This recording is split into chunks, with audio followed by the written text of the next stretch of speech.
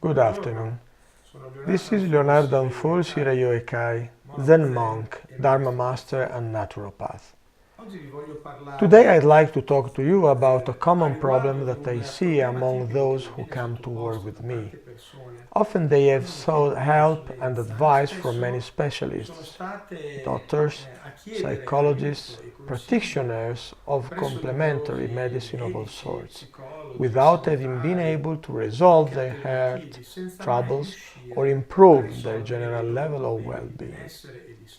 Every time I see a case like this, I am certain that at the center of the problem lies a trauma. It is important to understand what a trauma is in the first place, for it is true that anyone who has suffered a physical trauma from an accident can find relief by going to the doctor, seeing an orthopedic surgeon, a chiropractor, or whatever.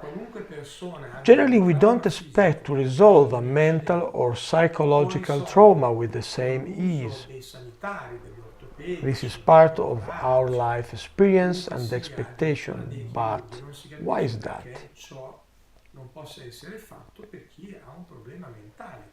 I myself, as a Zen monk, having to take care of myself, because we are expected to do so in all areas, had to learn to perform acupuncture treatments on myself, moxibustion, massage, and also take care of my mind.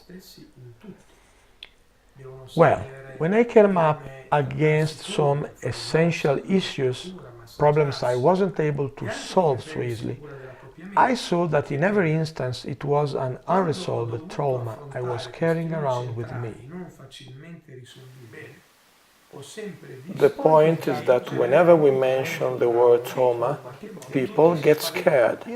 Either they deny they have any trauma at all, or they hang on to it for dear life.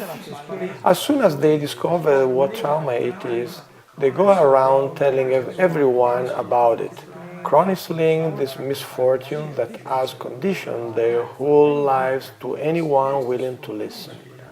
This is a rather annoying habit, and above all damaging to the person himself. And yet, on the other hand, the person who denies having any trauma at all is someone who will never be able to face that trauma with the necessary courage. For to understand and resolve a trauma requires character and courage. The capacity to admit that something went wrong, which is far from saying that we are bad people or unworthy, which would make no sense. To assign self-worth, either positive or negative, based on the most commonly held opinion that we should be perfect. But what does that mean? It's foolish. What we need is to face ourselves with sincerity, as we are now. Working on a trauma means looking at where or when the trauma is situated in our experience, now. Before the trauma there was a situation of wholeness, of lightness, of freedom, which is still there. It is that space where children play happily, laughing, even if they are afflicted with serious health problems. But I've seen them. There are people who have illnesses but who are happy anyway. I have met them. These are the people who have been my teachers. These exceptional people. If we understand that space where we are uncorruptible, where we are untouched by anything, even the worst trauma, that is the space from which we can evolve and become free.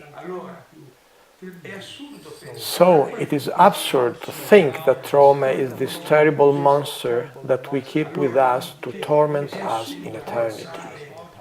Trauma is part of our experience. Trauma should not be this awful thing that we keep locked up in the closet. It needs to be understood. By starting to do this, we become free. There are wonderful techniques devised to face trauma and resolve it. We are more than happy to teach you these exceptional techniques. We are here for you. We have already done this for thousands of others, literally thousands. How many people we have helped over time? It can be done, and it is not only desirable, but marvelous, because freedom is always marvelous, and it is our true natural state. È sempre meraviglioso ed è la nostra condizione veramente naturale.